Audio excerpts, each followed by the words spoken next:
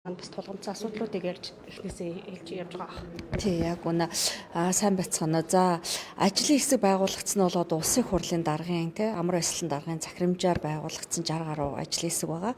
Тэрний нэгийнх нь буюу 98 дугаар тогтоолоор байгуулагдсан ажлын хэсэг нь манайх эрүүл мэнд, эмнэлэг тусламж үйлчилгээ, чанар хүртээмж, аюулгүй байдалтай эдгээрийг одоо хэлцэж ярилцах. За, тэр ажлын хэсгийнхаа хүрээнд бид нар хамгийн түрүүнд юу эрүүл мэндийн тогтолцоо гэж юу юм, эрүүл мэндийн тогтолцооны хүрээн юу юм, эрүүл мэндийн тогтолцооны гүйцэтгэлийг яаж үнэлдэг, олон улсад энэ нь ямар байдалтай байдیں۔ Монгол улсад энэ нь яг ямар юм, Монгол улс нь хөрсөн дээрээ тэр олон улсын одоо хэрэгжилж байгаа тэ зөв зүйтэй энийг ажил үйлчилгээ, тусламж үйлчилгээг хэрэглэхэд яах вэ гэдгийг нэлээд судалж ярилцсан.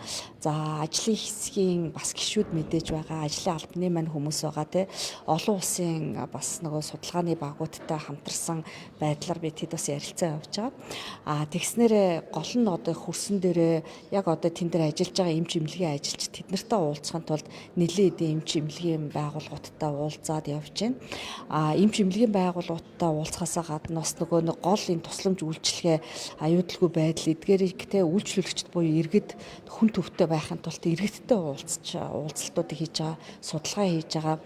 Хид хідэн одоо захуудаар явж бид нар дүн шинжилгээ авах, судалгаа хийх, мэдээлэл цуглуулах юм ажлуудыг хийсэн. Одоогийн байдлаар 300 гаруй хүн судалгаанд хамрагдчихаа бид нар 1000 хүргэе гэсэн ийм тооцоолттой явж байгаа.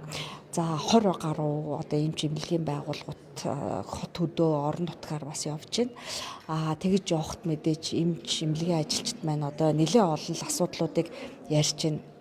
Асуудлуудаа багцлаад, цэгцлээд, категорчлоод бид нар хамгийн их тулгамдж байгаа асуудал нь юу вэ гэдэг дээр ерөнхийдөө нэгтгэж байгаа. Тэр хүрээнд бас хид хідэн ололтж байна. За, мэдээж маш их тулгамдж байгаа асуудал гэдэг нь одоо нэгдүгürt хаанх нь ирэмблэгдэж байна. Хоёрт юу ах вэ, гуравт ах вэ гэдэг байдлаар ирэмтэс дарааллыг гаргаад явж байна одоогийн байдлаар. За, нэгдүгээр бас нэг ярих зүйл нь гүйцэтгэлийг сонгож. Тийм. Өнөөдрийн байдлаар яг бидний шүүд гэдэг нь гүйцэтгэлийг сонгож өгөөж өгч байна. Яг үйлчлүүлэгчдтэй байх гүйцэтгэлийг хурдж чадж байгаа байна. Тий. За, яг үнийн их чухал сэдв хүндэж байна л да. Одоо нөгөө гүйцэтгэлийн санхүүжилттэй холбоотой эрүүл мэндийн байгууллагууд ялангуяа асуудалтай байгаа тий. Бараг бүх эмнэлэгдлийг мэдрэгдэж байгаа улсын эмнэлгүүд дээр хаанч очсон хот ч хөдөө ч яг адилхан юм ярьж байгаа тий. Санхүүжилт хүрэлцэхгүй байна, мөнгө төгрөг болохгүй байна. Нөгөө даатгалт юу гэдэг даатгалаас мөнгө хангалт авч чадахгүй байна ч гэдэг юм уу тий. Тэр нь ч одоо бас аргагүй тийм үү. Нэгдүгээрт энэ чинь нөгөө хязгааргүй эрүүл мэндийн эмнэлэг тусламжийн үйлчилгээ хүмүүс бол байнга л өвдөж байгаа тийм үү.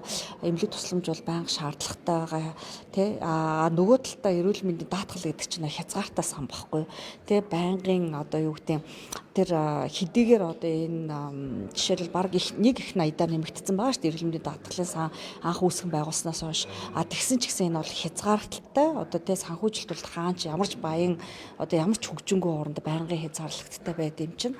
За, энэ хоёрынхаа балансыг сайн олохын тулд яах ёстой юм бэ те. Хаана яаж үр бүтээлтэй, үр ашигтай хамгийн одоо боломжийн зардлаар хамгийн зөв иргэдтэй одоо чирэгдэлгүй, аюулгүй оптимал нэг хэдийн те эрүүл мэндийн тусламж үйлчилгээ үзүүлэх вэ гэдгийг ярилцах нь маш чухал байгаа байхгүй юу. Тэхийн тулд бид хэдийн ярьж байгаа гол асуудал бол тогтолцоогоо яг нэг зөв байранд аваачаа. Нэгдүгээрт, хоёрдугаарт хүн төвтэй, иргэн төвтэй хүнээ боддог байхын тулд яг энэ эрүүл мэнд, эмнэлэг тусламж, хүртээмж чанар гэдгийг одоо шаардлагатай байх ёстой шалгуур үзүүлэлтээр нь үзье гэдгийг ярьж байгаа байхгүй. Тэгэхгүй л одоогийн байдлаар бид нар гүйцэтгэлийн санхүүжилт гэдэг үг үсгнээсээ болоод магадгүй хитрхийх мөнгө тойрсон, хитрхийх төгрөг тойрсон, хитрхийх санхүүжилт ботсон юм болчих гээд байгаа учраас энэ дээрээ бид нар чанарыг илүү оруулъя. Аюулгүй байдлаа илүү оруулъя. Эрүүл мэндийн тогтолцоогоо зөв оншилж шинжилдэг болёо тий. Тэгснээрээ бид нар яаж гүйцэтгэлээ хянах вэ гэдэг асуудал руугаа орё гэдэг дээр л ярьж өгөх цагаа зарцуулж байгаа. За өөр гайгүй дээ мэдээж яриг үл урт юм байгаа л да би тэд одоо шил эрүүл мэндийн эмнэлэг тусламжийн үйлчлэгийг өөр нь хэн ч хянчих боломжтой байхгүй. Эцсийн эцэст эрүүл мэнд сайжирсан л авах хэрэгтэй байхгүй. А эрүүл мэнд сайжирсан байгааг бол иргэн хүн бид нар өөрсдөө очиод дород өгнөх боломжтой. А эрүүл мэнд сайжирсан байхдаа бас санхүүгийн хямралд ороог байх хэрэгтэй. Хүн юм уу иргэн гэр бүлийнх нь одоо хүнд өвчнөөс тусаад одоо юу гэдэг банкрапси гэдэг шиг тий одоо юу гэдэг бүх одоо мөнгө төгрөгийн хувьд ч юм уу хоосрох болохгүй одоо хандив тусламж гуйгаал манайхан ч их явдаг шээ тий тийм асуудалд хандаагүй байх хэвээр. А нөгөө талаас бас нөөц байх хэвээр. Чанартай эмнэлэг тусламж ханганых нь тий одоо зөв лабораторийн онцлогооч гэдэг юм уу тий тэгээд засаглал нь маш тодорхой байх хэвээр. Энэ дөрвөн багц дээр бид